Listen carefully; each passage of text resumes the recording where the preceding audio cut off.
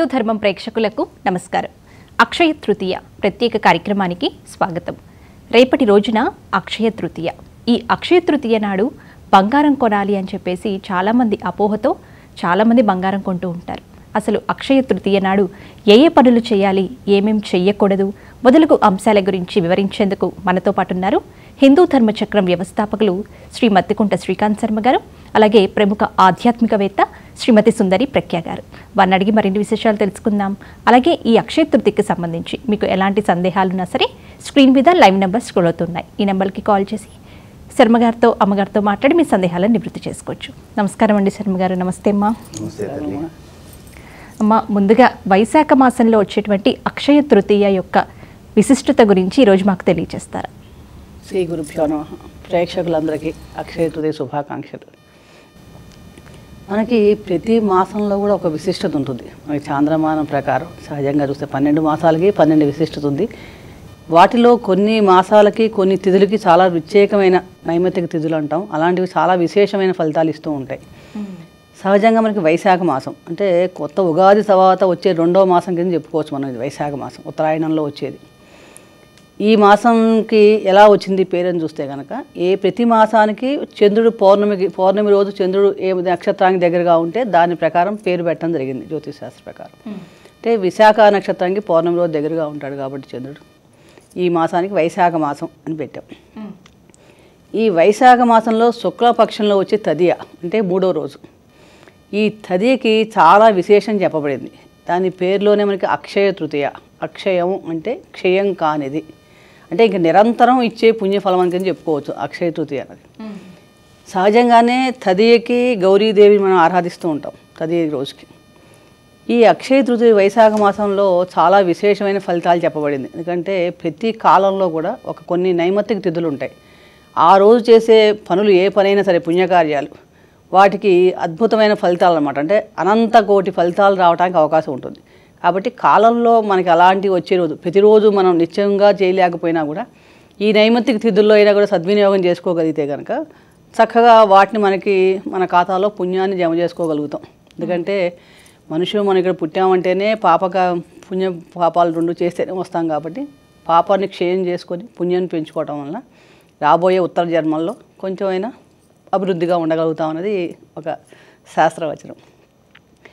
అదే మన స్కాంద పురాణం చెప్తుంది యుగాల్లో కృతయుగం అంట. అంటే ధర్మం 4 పాదాల్లో నడిచే కృతయుగం చాలా విశేషమైందని చెప్పబడింది. అలాగే తీర్థ జలాలన్నింటిలో కూడా గంగాజలం చాలా ప్రశస్తమైంది. దానాల్లో జలదానం చాలా ప్రాముఖ్యత పొందింది. అలాగే మాసాల్లో వైశాఖ మాసం. ఈ వైశాఖ మాసానికే మాధవ మాసం అని కూడా అంటుంటారు. అంటే ఈ మాసంలో ముఖ్యంగా అక్షయ తృతీయ రోజు అంటే తృతీయ రోజు. ఎందుకు ఈ తదియకే ఇంత ప్రాముఖ్యత ఉందంటే జ్యోతిష్ శాస్త్ర ప్రకారం కూడా ఆత్మకారకుడైన రవి భగవానుడు, మనఃకారకుడైన చంద్రుడు ఇద్దరు కూడా ఉచ్చ స్థానాల్లో ఉంటారు సహజంగా. ఎందుకంటే సూర్యుడు మేషరాశిలో సంచారం చేస్తూ ఉంటాడు. మేషరాశి రవి భగవానికి ఉచ్చస్థితి. అలాగే వృషభ రాశిలో చంద్రుడు సంచారం ఉంటుంది. కృత్తిక రోహిణి నక్షత్రాల్లోనే సహజంగా ఈ తది రోజు వైశాఖ మాసం నాడు చంద్రుడు సంచారం ఉంటుంది. కాబట్టి ఈ రోజు కూడా ఇంత విశిష్టమైనప్పుడు వాటిద్దరూ కూడా ఆత్మకారుడు మనకారుడు మనకు నుంచి మన క్షేమాన్ని ఆశించి మనకి ఉత్తమమైన ఫలితాలు ఇవ్వాలంటే ఈ రోజు మనం సద్వినియోగం చేసుకోవాలి.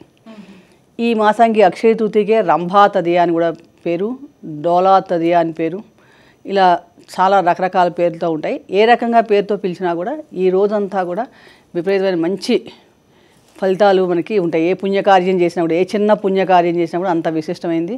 ముఖ్యంగా వైశాఖ మాసంలో అన్నిట్లోకి చెప్పింది జలదానం. ఎందుకంటే దానాలకి పెట్టింది పేరు వైశాఖ మాసం.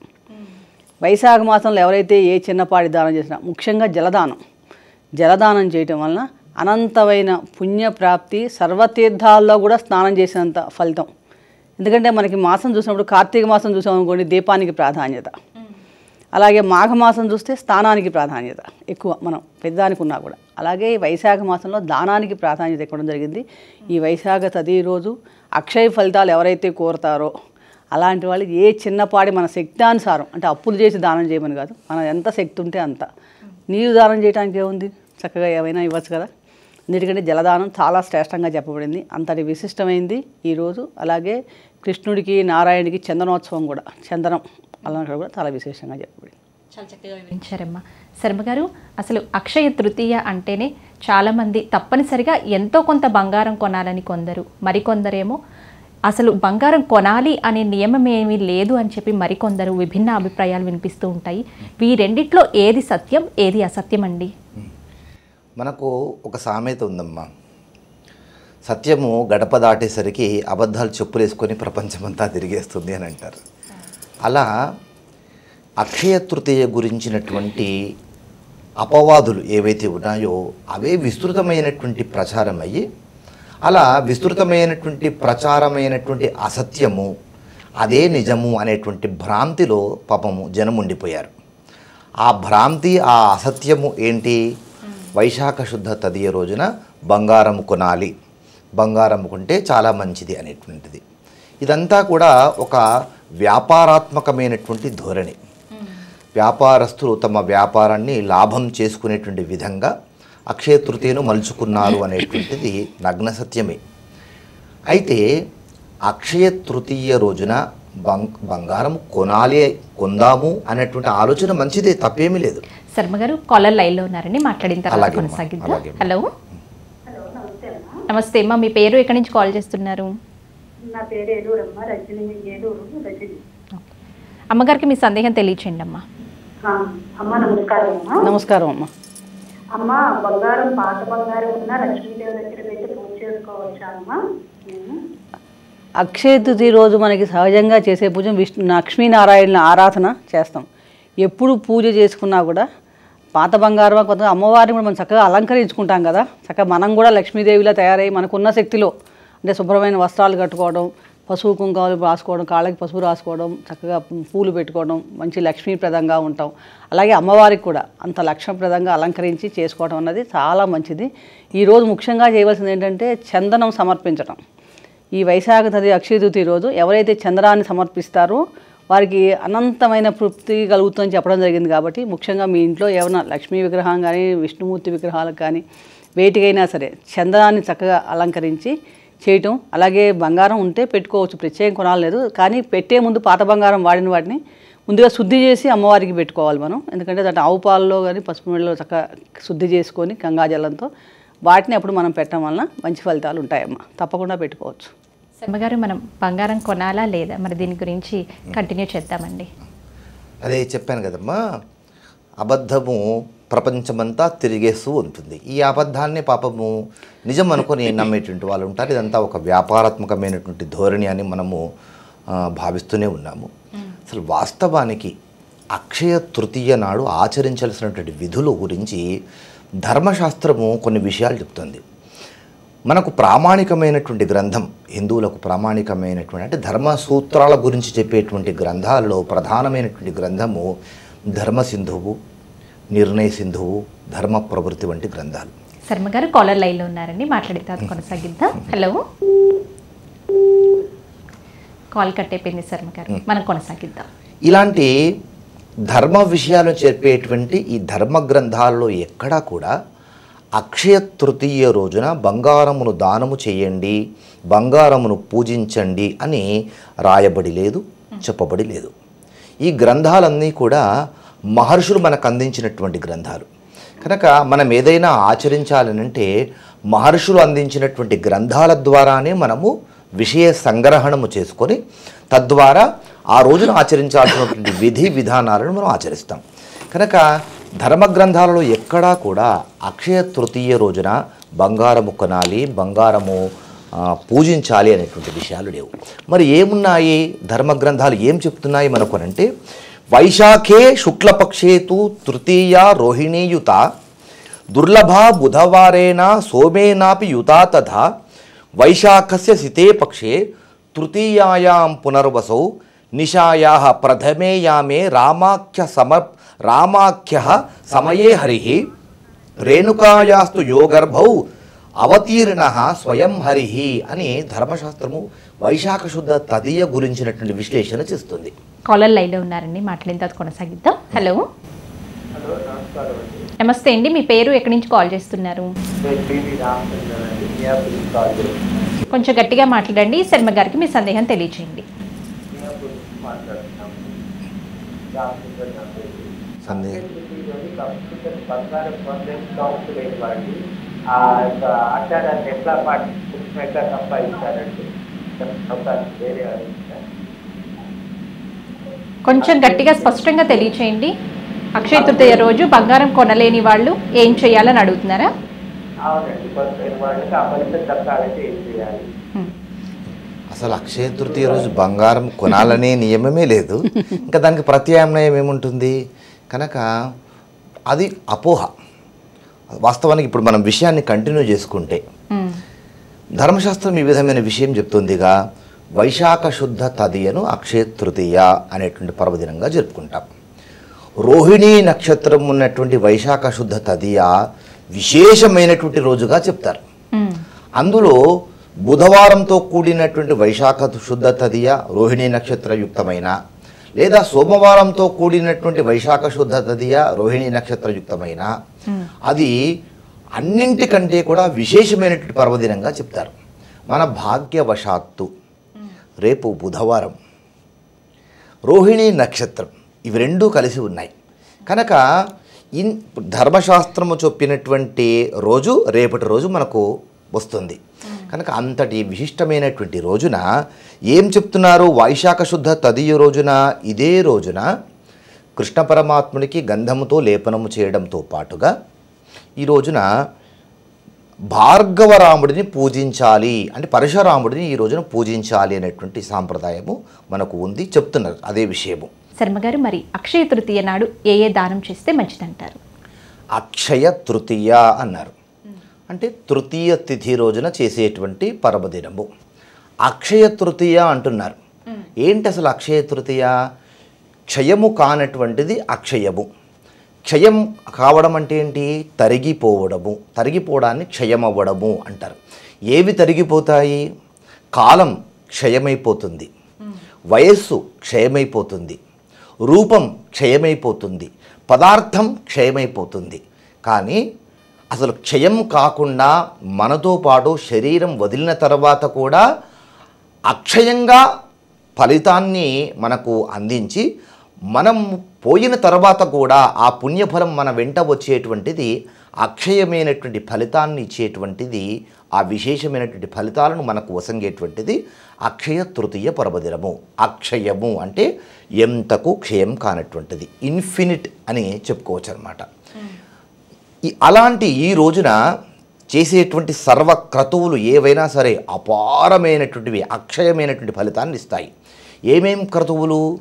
స్నానము, దానము, జపము, పూజ, తర్పణము, హోమము, ఇవన్నీ కూడా అక్షయమైనటువంటి ఫలితాన్ని ఇచ్చేటువంటి. ఈ రోజున అక్షయ తృతీయ రోజున చేసేటువంటి ఘోరంత పుణ్యకార్యమైనా కానీ అది మేరు పర్వతమంత ఫలితాన్ని ఇస్తుంది అంటారు.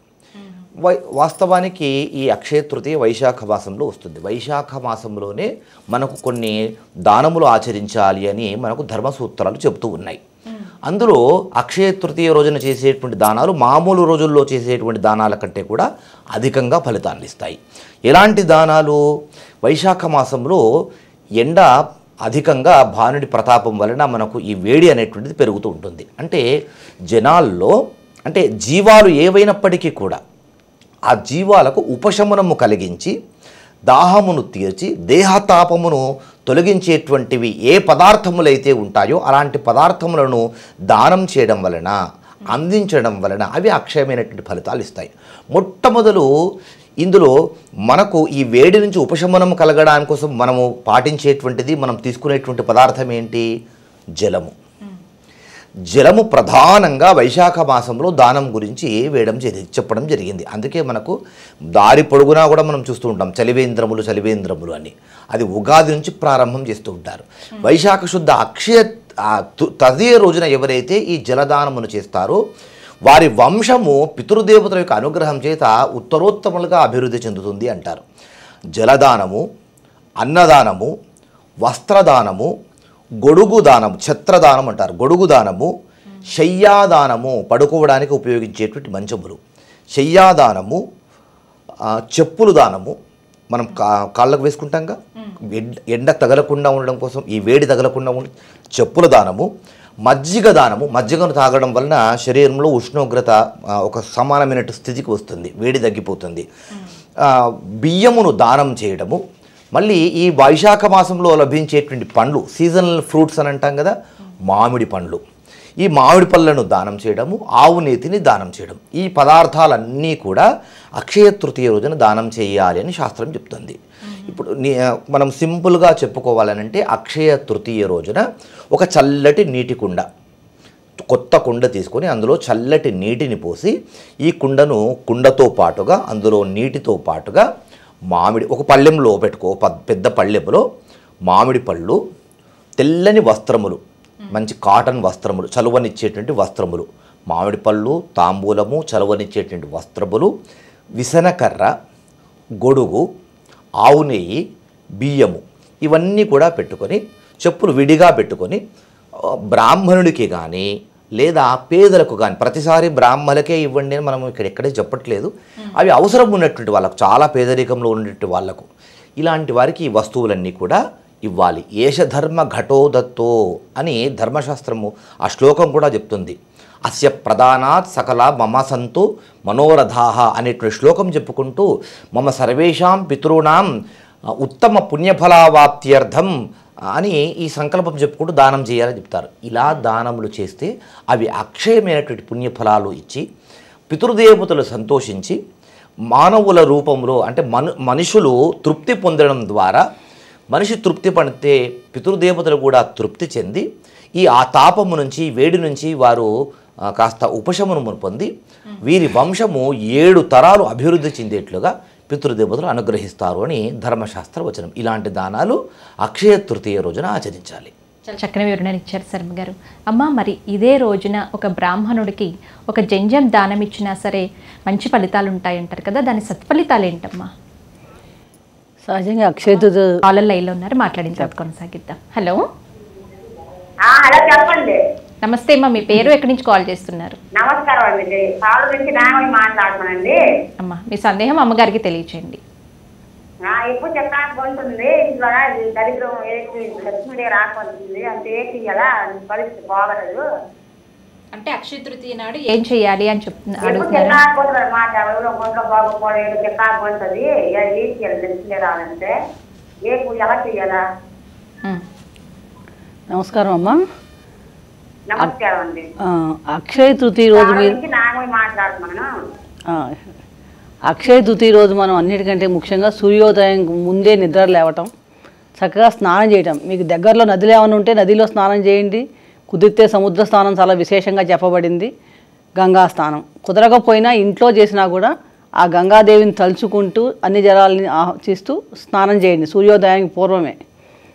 తర్వాత చక్కగా ఇంట్లో కూడా శుభ్రం చేసుకొని మీరు చక్కగా తయారై లక్ష్మీనారాయణని ఆరాధన చేసుకోవటం, మీ ఇష్ట కులదేవతను ఆరాధన చేసుకోవటం మీకు తోచిన విధంగా ఎలా అయినా చేయొచ్చు. అన్నిటికంటే ముఖ్యంగా ఈరోజు చేయవలసింది ఏంటంటే అన్ని దేవుళ్ళకి చందనాన్ని సమర్పించడం, అంటే గంధం తీసి మన చేత్తో ఆ గంధాన్ని సమర్పించడం వలన తాపం ఏమన్నా ఉంటే అవి ఉపశమనిస్తాయి. అలాగే ఈరోజు జలకుంభదానం, ముఖ్యంగా ఉదక కుంభదానం అని చెప్పేసి కొత్త కుండను తీసుకొచ్చి ఆ కుండలో మంచినీళ్ళు పోసి కొంచెం సుగంధ ద్రవ్యాలు లాంటివన్నీ వేసి దక్షిణ సహితంగా ఎవరికో బ్రాహ్మడికి కానీ ఎవరికైనా దానం ఇవ్వటం, చల్లటి నీరు, ఉదక కుంభదానం చేయటం వలన కూడా, ఎందుకంటే పితృదేవతలకి చక్కగా ఉత్తమ గతులు ప్రాప్తిస్తాయి, మనకు కూడా సర్వతీర్థాల్లో స్నానం చేసిన ఫలితం దక్కుతుంది, అలాగే వంశాభివృద్ధి కూడా కలుగుతుంది. జీవుడు మరణించిన తర్వాత కూడా నీటికి ఇబ్బంది లేకుండా, అంటే జలానికి సంబంధించిన ప్రాబ్లం లేకుండా వరుణదేవుని యొక్క కృప కలుగుతుంది. కాబట్టి అది కంపల్సరీగా చేసుకోవాలి. మీ శక్తి ఉంటే కనుక ఇందాక చెప్పినట్టుగా అన్ని రకాల దానాలు చేసుకోవచ్చు. ముఖ్యంగా చేయవలసిన మటుకు గొడుగు, విసినికర్ర, పాదరక్షలు, జలం, అన్నదానం చేయగలిగితే మంచిది. కుదిరితే కనుక దద్దోజనం లాంటిది నివేదన చేసి చక్కగా అందరికీ పంచిపెట్టండి, పేదలకి ఉత్తమమైన ఫలితాలు ఉంటాయి. నెక్స్ట్ కాలర్తో మాట్లాడదామండి. హలో, హలో, నమస్తే అండి, మీ పేరు ఎక్కడి నుంచి కాల్ చేస్తున్నారు? నమస్తే అండి, నా పేరు రంగనాథ బాబు, నేను బళ్ళారి నుండి ఫోన్ చేస్తున్నానండి. మీ సందేహం శర్మ గారికి తెలియచేయండి. రేపు పితృతర్పణ మొదలొచ్చండి. రంగనాథ్ గారు, వైశాఖ శుద్ధ తదియను యుగాది అని పిలుస్తారనమాట. ఈ రోజున కృతయుగము ప్రారంభం కావడం అనేటువంటి జరిగింది. యుగాదుల్లో మనువాదుల్లో కూడా పితృతర్పణాలు ఖచ్చితంగా ఆచరించాలని ధర్మశాస్త్ర వచనం. మనకు షణ్ణవతి శ్రాద్ధములు అని 96 శ్రాద్ధములు ఉంటాయి. ఒక సంవత్సరంలో 360 రోజుల్లో 96 రోజుల పాటు 96 రోజుల్లో పితృదేవతలకు శ్రాద్ధాన్ని ఏర్పాటు చేయాలి. ఇవి 96 రోజులనే షణ్ణవతి శ్రాద్ధములు అంటారు. అందులో ఒకటి ఈ అక్షయ తృతీయ. ఎందుకు అనంటే ఇది యుగాది, కృతయుగం ప్రారంభమైంది వైశాఖ శుద్ధ తదియ నుంచి. అయితే ఒకవేళ ఎవరైనా శ్రాద్ధము పిండ ప్రదానపూర్వకంగా శ్రాద్ధం చేయలేకపోతే కనుక తండ్రి మరణించినటువంటి ప్రతి ఒక్కరూ కూడా ఈ వైశాఖ శుద్ధ తదియ రోజున అపరాహ్న కాలములో ఎలాంటి పదార్థములు భోజనం లాంటివి అలాగా తీసుకోకుండా అప్పటి వరకు తర్పణాలు వదిలేటువంటి వరకు కూడా నిరాహారంగా ఉండి ఏదో కాఫీ పాలు లాంటివి పర్వాలేదు కానీ ఏవి పదార్థాలు తీసుకోకుండా అపరాహ్న కాలంలో పితృదేవతలను స్మరించుకుంటూ తూర్పు ముఖంగా ఆచమను చేసుకొని సంకల్పం చెప్పుకొని యజ్ఞోపవీతమును అపసవ్యం చేసుకొని దక్షిణ ముఖంగా కూర్చొని తిలసహితంగా అంటే నల్ల నువ్వులతో పితృపూర్వకంగా పితృపితామహ ప్రపితామహ మాతృపితామహి ప్రపితామహి మాతామహ మాతుఃపితామహ మాతుః ప్రపితామహ మాతామహి మాతుః పితామహి మాతుః ప్రపితామహి ఈ వర్గములందరికీ వీటితో పాటు జ్ఞాతులైనటువంటి వారకు అంటే పెదనాన్న చిన్నాన్నలు, పెద్దమ్మ చిన్నమ్మలు, మేనత్తలు మేనమామలు, అక్కలు బావలు, పిల్లనిచ్చినటువంటి మామ అత్త బావమరుదులు, ఇట్లా ఎవరైనా మరణించి ఉంటే కనుక ఆ లిస్ట్ అంతా కూడా ముందుగానే సిద్ధం చేసుకొని వారి గోత్రము వారి పేరు ఇవన్నీ కూడా ముందుగానే సిద్ధం చేసుకొని దక్షిణ ముఖంగా నువ్వుల నీళ్ళతో రేపటి రోజున పితృతర్పణాలు ఖచ్చితంగా వదలాలి. అలా వదిలినటువంటి వారికి పితృదేవతల యొక్క అపారమైనటువంటి అనుగ్రహము ఉంటుంది.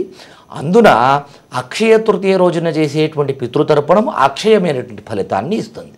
చాలా చక్కని సమాధానాన్ని అందించారు శర్మ గారు. అమ్మ, మరి మనం ఇందాక అనుకున్నట్టుగానే ఈ అక్షయ తృతీయ రోజున ఒక బ్రహ్మగారికి జంజన్ దానం ఇవ్వటం కూడా చాలా మంచిదని చెప్తుంటారు. దాని సత్ఫలితాలు ఏంటమ్మా?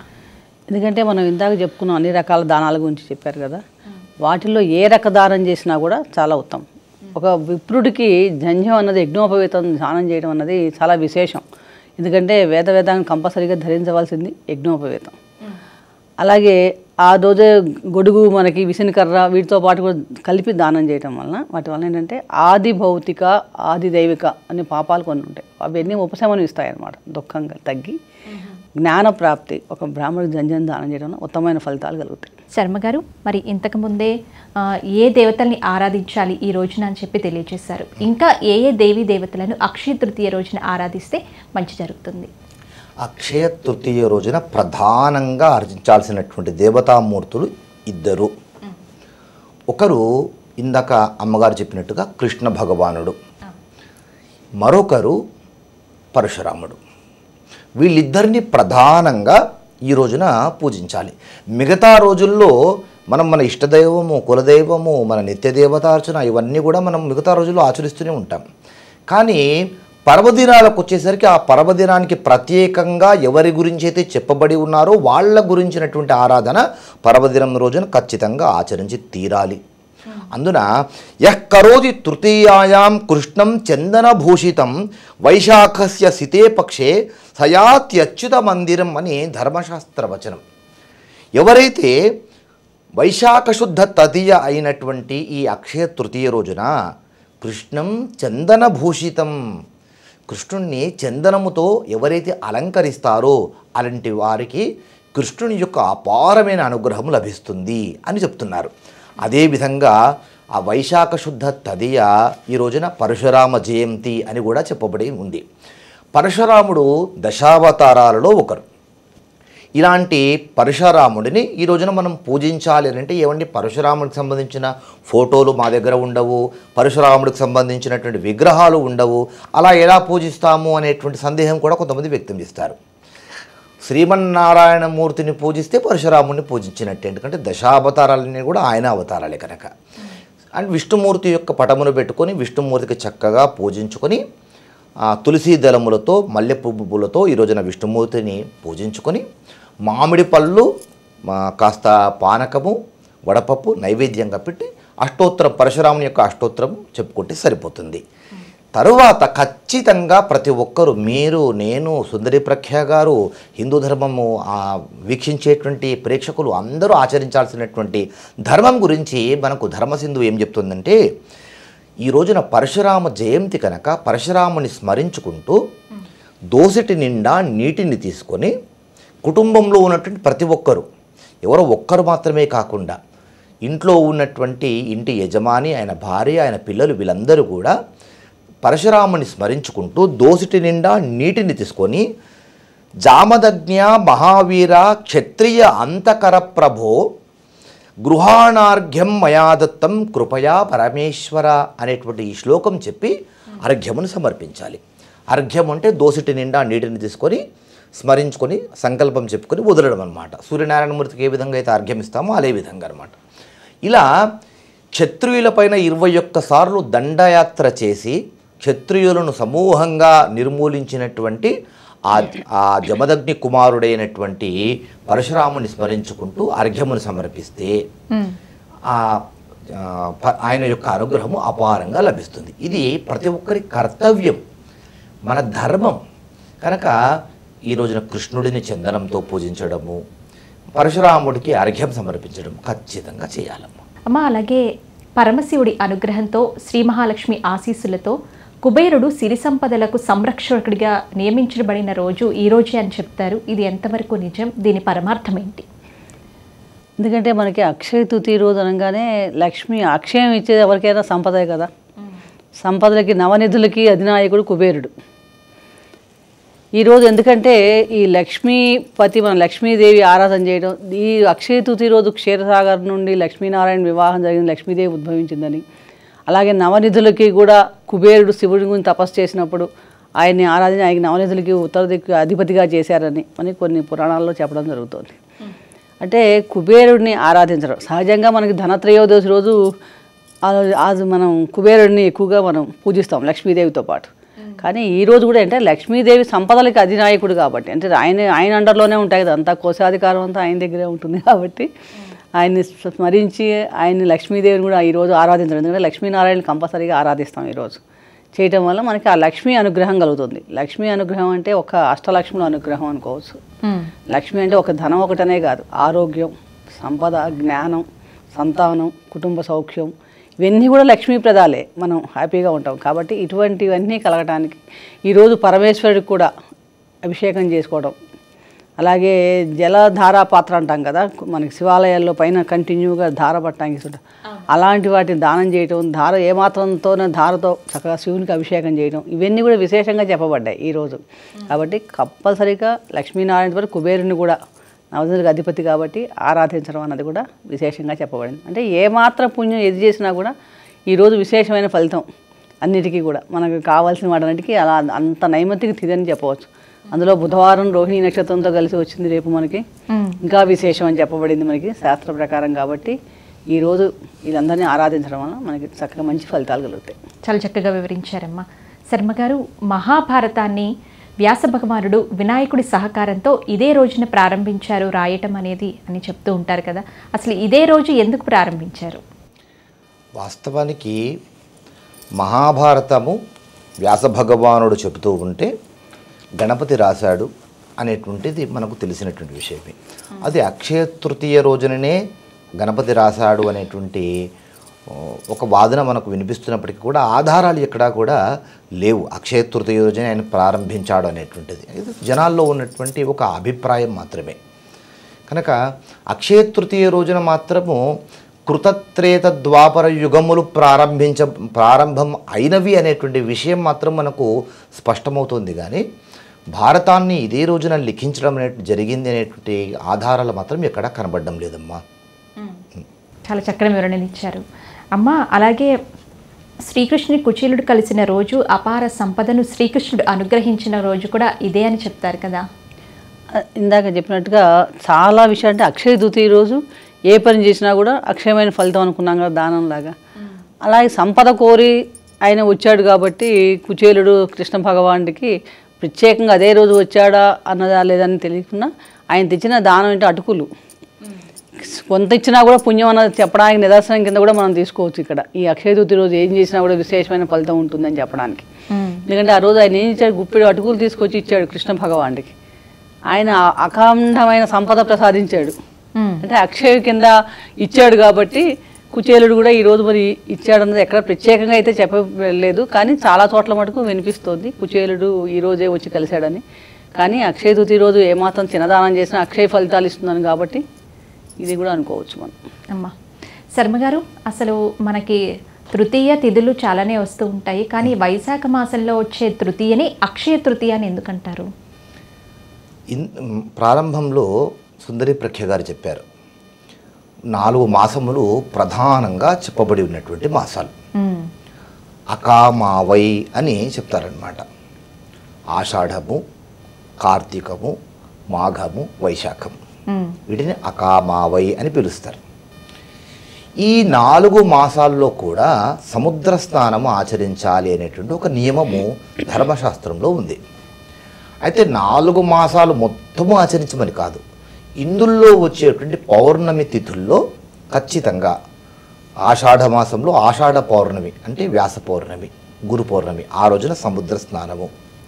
వైశాఖ మాసంలో వచ్చేటువంటి ఈ పౌర్ణమి మహావైశాఖి అంటారు, వైశాఖి అని ఉత్తరప్రదేశ్ వైపు అంటారనమాట. అలా వైశాఖ పౌర్ణమి. తర్వాత మాఘ పౌర్ణమి మహామాఘి అంటారు, అకా మా వై. కార్తీక పౌర్ణమి. అలా ఈ పౌర్ణమిల్లో స్నానము సముద్ర స్నానాన్ని ఆచరించాలని చెప్పడం జరిగింది. ఒకవేళ పౌర్ణమి రోజున కుదరకపోయినప్పటికీ కూడా ఆ మాసాల్లో ఎప్పుడైనా కానీ మిగతా మాసాల్లో కానీ మిగతా రోజుల్లో కానీ సముద్ర స్నానం చేయడానికి అధికారం ఎవరికీ ఇవ్వలేదు శాస్త్రం. ఒక్క రామేశ్వరంలో చెప్పబడినటువంటి సేతు దగ్గర ఉన్నటువంటి ఆ సముద్రంలో 360 రోజులు స్నానం చేయవచ్చు, కానీ మిగతా సముద్రాల్లో స్నానం నిధి లేదు. అట్లాంటి మాసాల్లో ఒకటైనటువంటిది వైశాఖ మాసము. అందులో యుగ ప్రారంభం జరిగినటువంటిది వైశాఖ శుద్ధ తదియ రోజున. కనుక ఈ వైశాఖ శుద్ధ తదియకు అంతటి ప్రాధాన్యత ఇవ్వడం అనేటువంటిది జరిగింది. ఇందాక నేను చెబుతూ ఇందులో దానాలు చేయాలి అని మనము చెప్పుకోవడం జరిగింది కదా. ఈ రోజున చేసేటువంటి దానాలు ఏమేమి దానాలు చేయాలి అనేటువంటి లిస్ట్ అంతా కూడా మనకు శాస్త్రంలో ఇచ్చారు. ఇందులో చెప్పులు, ఛత్రి, విసనకర్ర, ఈ 3 కూడా ఎండ నుంచి రక్షించుకునేటువంటివే.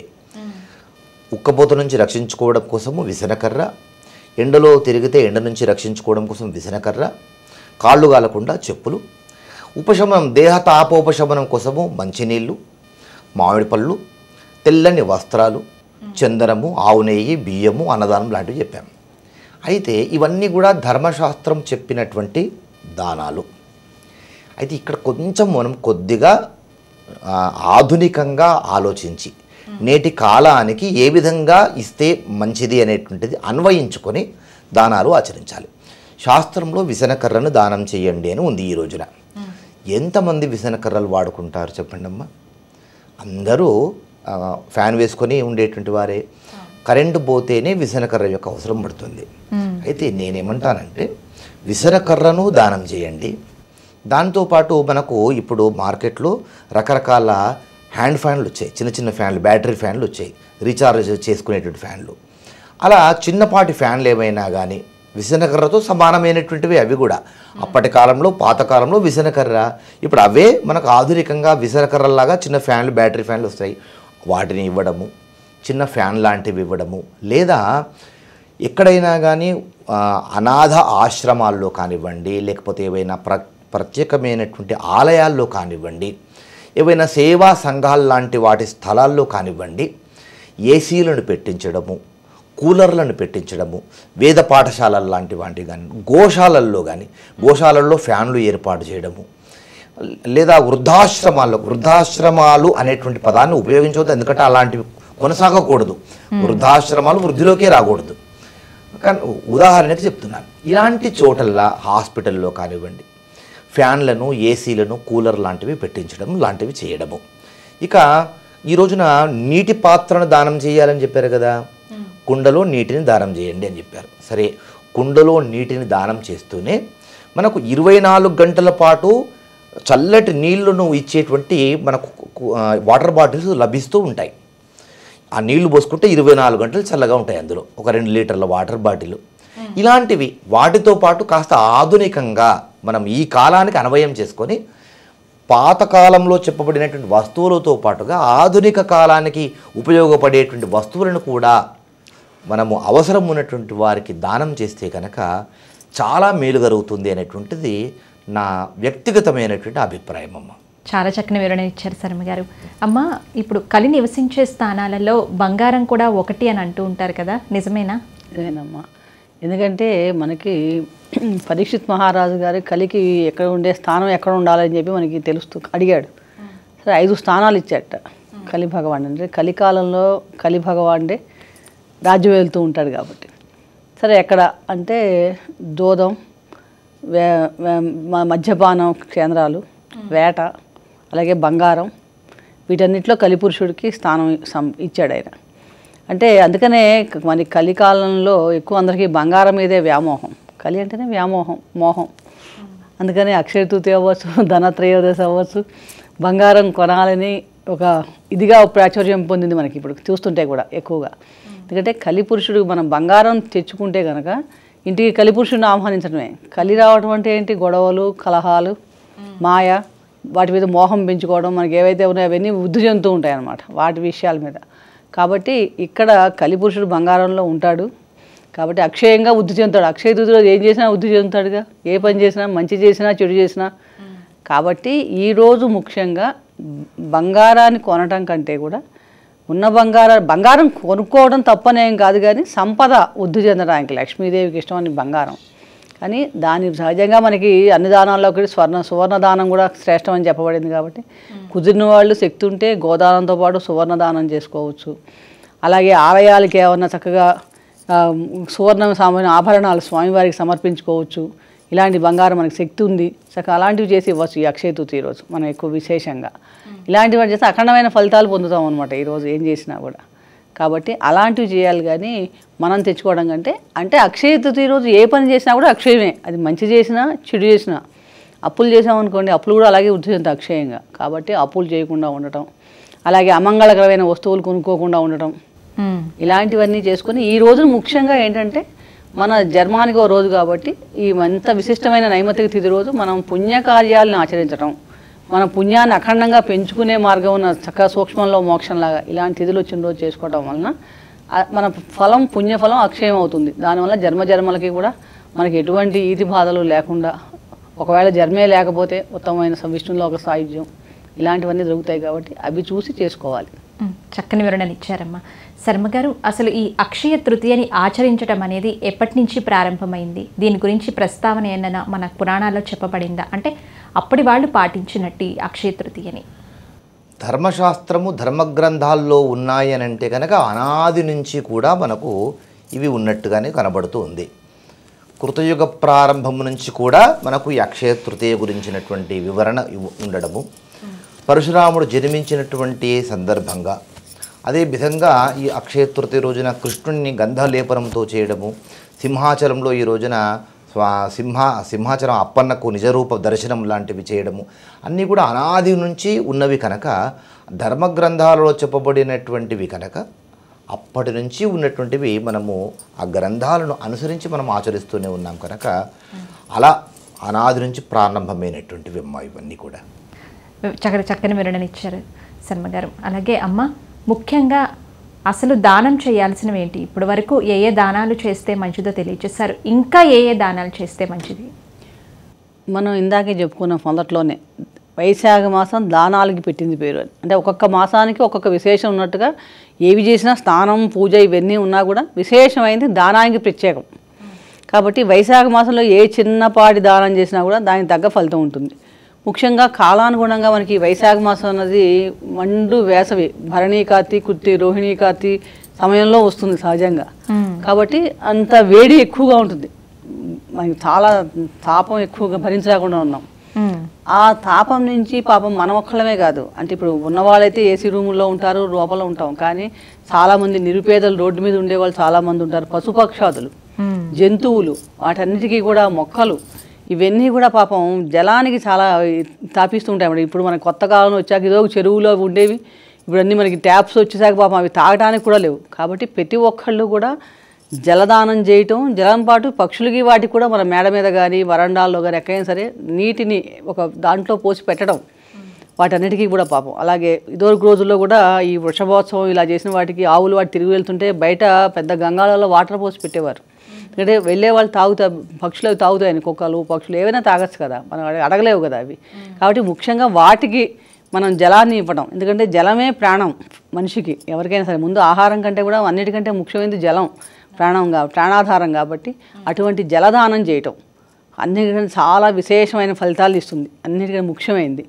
తర్వాత మనకి కలియుగంలో అశ్వమేధ యాగం చేయడానికి లేదు కాబట్టి ఆవు నెయ్యి, మనకి గోమాత యొక్క ప్రొడక్ట్స్లో ఆవు నెయ్యిని చక్కగా దానం చేయటం వలన అశ్వమేధ యాగం చేసిన ఫలితం వస్తుంది. అలాగే కొనసాగిద్దాం. హలో హలో, నమస్తే అమ్మా, మీ పేరు ఎక్కడి నుంచి కాల్ చేస్తున్నారు? నా పేరు వరలక్ష్మి అండి, విశాఖపట్నం నుంచి చేస్తున్నాను. మీ సందేహం శర్మ గారికి తెలియచేయండి. నమస్కారం గురువు గారు. నమస్తే తల్లి, వరలక్ష్మి గారు చెప్పండి అమ్మా. అక్షయ తృతీయ రోజు దీపారాధన ఎలా చేసుకోవాలి, నైవేద్యం పెట్టండి. చెప్తానమ్మా. ఈ దీపారాధన గురించినటువంటి సందేహాలు మనం ఎన్ని ప్రత్యక్ష ప్రసారాలు పెట్టుకున్నా అవే కొనసాగుతూనే ఉంటాయి. దీపారాధన ప్రత్యేకంగా అంటూ ఏమీ లేదమ్మా. రోజు ఏ విధంగా అయితే మీరు ఇంట్లో దీపారాధన చేసుకుంటూ ఉన్నారో అదే విధంగా ఈ రోజున ఆచరించుకోవడమే. అయితే అసలు వాస్తవానికి దీపారాధన ఏ విధంగా చేసుకోవాలి, నిత్యం పెట్టుకునేటువంటి దీపారాధన ఏ విధంగా ఉండాలి అంటే రవేరస్తం సమారభ్య అని ప్రమాణం. సూర్యాస్తమయం ప్రారంభమయ్యే దగ్గర నుంచి సూర్యోదయం వరకు కూడా ఇంట్లో దీపారాధన జరగాలి అని ధర్మశాస్త్రాలు చెప్తూ ఉన్నాయి. కనుక సాయంత్రం సంధ్యాకాలంలో పెట్టినటువంటి దీపారాధన ఉదయం సూర్యోదయం వరకు కొనసాగుతూ ఉండేట్టుగా దీపారాధన చేసుకోవాలి. అందులో కల్తీ లేనటువంటి ఏ చమురైనప్పటికీ కూడా ఆవు నెయ్యే అని చెప్పాల్సిన అవసరం లేదమ్మా. కల్తీ కాకుండా ఉండేటువంటి కొబ్బరి నూనెతో అయినా సరే దీపారాధన చేయవచ్చు. చాలామందికి తెలియదు ఈ విషయం. అయ్యో కొబ్బరి నూనె వాడతారా అని అనుకుంటూ ఉంటారు. కొబ్బరి నూనెతో కూడా దీపారాధన చేయవచ్చు, అందులో కల్తీ లేకపోతే చాలు.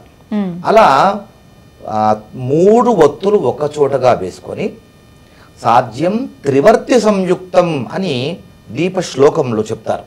3 ఒత్తులు ఒక చోటగా వేసుకొని ఆ శ్రేష్టమైనటువంటి చెమురులో ఇలా సూర్యాస్తమయం నుంచి సూర్యోదయం వరకు ఉండేట్టుగా దీపారాధన.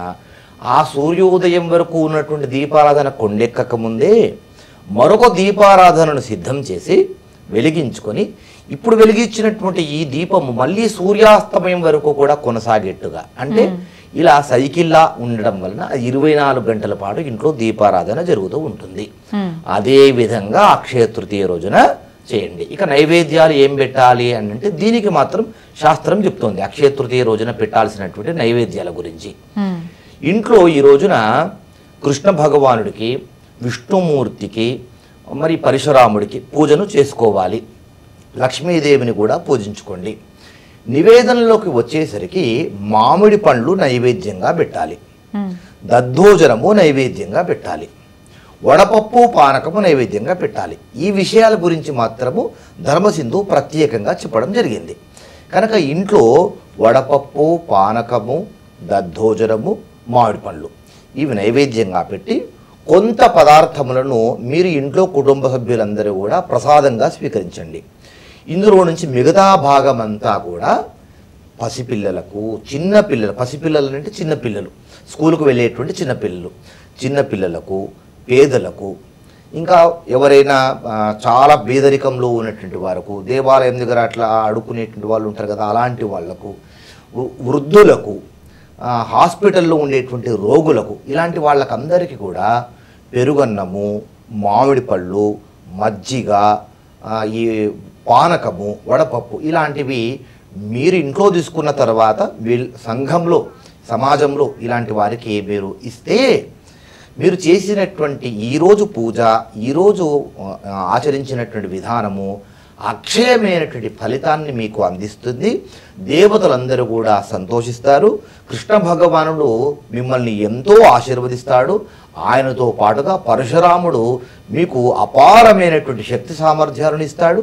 పిల్లలకు ఏవైనా జాతకంలో ఉండేటువంటి అపమృత్యు దోషాలు ఏవైనా ఉంటే కనుక పిల్లలకే కాకుండా ఆ కుటుంబ సభ్యులకు ఏవైనా జాతకంలో అపమృత్యు దోషాలు ఉంటే కనుక ఆ అపమృత్యు దోషాల నుంచి పరశురాముడు మిమ్మల్ని గట్టెక్కించి మళ్ళీ వచ్చే అక్షయ తృతీయ వరకు కూడా మీకు ఏ విధమైనటువంటి అకాల మృత్యువులు అపాయములు దరిదాపుల్లోకి రాకుండా మిమ్మల్ని అనుగ్రహించి వచ్చే అక్షయ తృతీయకు కూడా ఇదే విధమైనటువంటి ఆరాధన చేసుకునేటువంటి అనుగ్రహాన్ని పరశురాముడు ఇస్తాడు. ఎందుకు? పరశురాముడు సప్త చిరంజీవుల్లో ఒకడు కనుక ఆ చిరంజీవి అయినటువంటి పరశురాముడు అనుగ్రహించడం వల్ల ఇదిగో ఇంత మేలు జరుగుతుంది. కనుక ఇలా చేయండి తల్లి. అమ్మ, మరి ఆవు నెయ్యితో పాటు ఇంకా ఏ దానాలు చేస్తే మంచిది? ఈ ఆవు నెయ్యిని దానం చేయడం వల్ల అశ్వమేధ ఫలితం కలుగుతుంది. అలాగే ముఖ్యంగా ఏంటంటే యజ్ఞయాగాదుల్లో మనం వాడేది ఆవు నెయ్యి కాబట్టి ఆ యజ్ఞ ఫలాలు ఎవరైతే చేసే వాళ్ళకి కూడా మనం ఆవు నెయ్యిని ఇవ్వటం వల్ల చక్కగా గుళ్ళల్లో కానీ ఎక్కడైనా సరే ఆ యజ్ఞం చేసిన ఫలితం కూడా మనకు కూడా వస్తుంది అనమాట. అలాగే ముఖ్యంగా చేయవలసింది కలియుగ కాలంలో అన్నం ప్రాణాధారం. ఒక్కొక్క సమయానికి ఒక్కొక్కరు ఉన్నట్టుగా ఈ సమయంలో కలికాలం మనం ఉన్నప్పుడు కాబట్టి కలియుగంలో అన్నానికి ప్రాణం ఆధారం కాబట్టి అన్నానికి ప్రత్యామ్నాయంగా అన్నదానం చేయటం అన్నది దానాల్లో అన్నిటికన్నా సంతృప్తి. ఎందుకంటే ఏ దానం చేసినా ఇంకా కావాలనిపిస్తుంది కానీ అన్నదానం వరకు తృప్తి చెందుతాడు జీవుడు. కాబట్టి అన్నదానం చేసుకోవడం, దానికి ప్రత్యామ్నాయంగా కలకాలం ఎక్కువ రోజులుగా బియ్యాన్ని దానం చేయటం. బియ్యం దానం విశేషంగా చెప్పబడింది. ఎవరైతే బియ్యాన్ని దానం చేస్తారో వాళ్ళకి పూర్ణాయుద్ధాయం కలుగుతుంది, వంశాభివృద్ధి కలుగుతుంది. కాబట్టి అన్నంలో మనకి రాబోయే జన్మలో కూడా అన్న దానికి లోటు లేకుండా కూడా ఉంటుంది, అక్షయం కాబట్టి. ఈరోజు ముఖ్యంగా బియ్యం దానం చేయటం, అలాగే వస్త్రదానం చేయటం. ఎందుకంటే మనిషికి కావాల్సింది శరీరాన్ని మన ప్రకృతి నుంచి రక్షించుకోవడానికి, మానం రక్షించుకోవడానికి కావాల్సింది వస్త్రాలు. కాబట్టి తెల్లటి వస్త్రాలు, ఎందుకంటే వాతావరణం ఉష్ణోగ్రత ఎక్కువగా ఉంటుంది కాబట్టి వీలైనంత వరకు తెల్లటి వస్త్రాలని కనుక దానం చేయటం వల్ల చాలా సమస్త దేవతల యొక్క అనుగ్రహం కూడా కలుగుతుంది వస్త్రదానం వల్ల. కాళ్ళతో మాట్లాడదామమ్మా. హలో హలో హలో, నమస్తే అండి. మీ పేరమ్మా ఎక్కడి నుంచి కాల్ చేస్తున్నారు? హలో, వినిపిస్తుందమ్మా. మీరు టీవీ చూడకండి, విజయవాడ నుంచి అండి. టీవీ వాల్యూమ్ తగ్గించేసి మీ సందేహం ఏంటో అమ్మగారికి తెలియచేయండి, లేదంటే కాల్ కట్ అయిపోతుంది. చెప్పండి సందేహం ఏంటి? విజయవాడ నుంచి చేస్తున్నానండి. చెప్పండి అమ్మా, సందేహం చెప్పండి. నేను అక్షయ తృతీయ రోజున ఒక 5గురికి అట్లా పసుపు కుంకుమ ఇచ్చుకుంటానండి. జాకెట్ ముక్క పసుపు కుంకుమ ఇచ్చుకుంటాను.